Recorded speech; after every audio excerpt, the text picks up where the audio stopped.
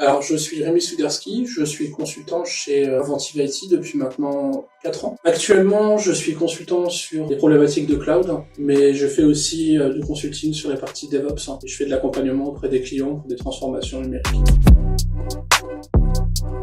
Ce que je préfère le plus dans mes missions, en général, c'est le contact humain. Ça peut paraître idiot dit comme ça, mais on va nous recruter souvent pour nos compétences techniques, et au final, on se rend compte que ce sont aussi les compétences relationnelles qui vont nous permettre de pouvoir avancer, de se retrouver dans un environnement de travail sain, de pouvoir échanger avec les équipes. Et au final, ce sont ces soft skills, on les appelle, qui vont aussi nous permettre ensuite d'échanger en termes de technique beaucoup plus sereinement avec les équipes.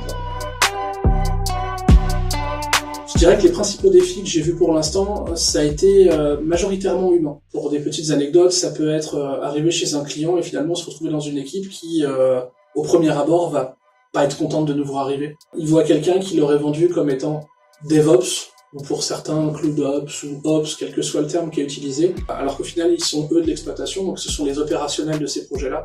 Ils peuvent légitimement se poser la question si on nous a pas envoyés pour les remplacer, ou en tout cas pour supplanter une partie de leur travail.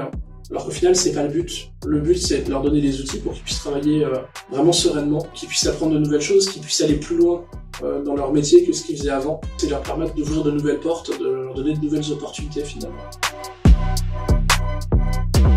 La question est complexe, parce que d'un client à un autre, on va pas nous demander les mêmes choses. Déjà, la définition d'un consultant DevOps va changer d'un client à un autre véritablement. Certains s'attendent plus à avoir un ingénieur en automation, de manière à pouvoir les aider sur de la software factory. D'autres s'attendent à avoir quelqu'un qui va pouvoir les accompagner, être extrêmement proactif, faire des propositions, même au-delà de ce qui était initialement vu dans le scope. Finalement, il y a autant de définitions DevOps, qui au final reste une méthodologie plus qu'autre chose, que de clients ou que de personnes. Si je devais retenir quelques éléments, c'est de rester bon communicant, d'être curieux, et si possible d'être un passionné, ne pas s'arrêter à ce qu'on a devant les yeux, essayer de pousser plus loin.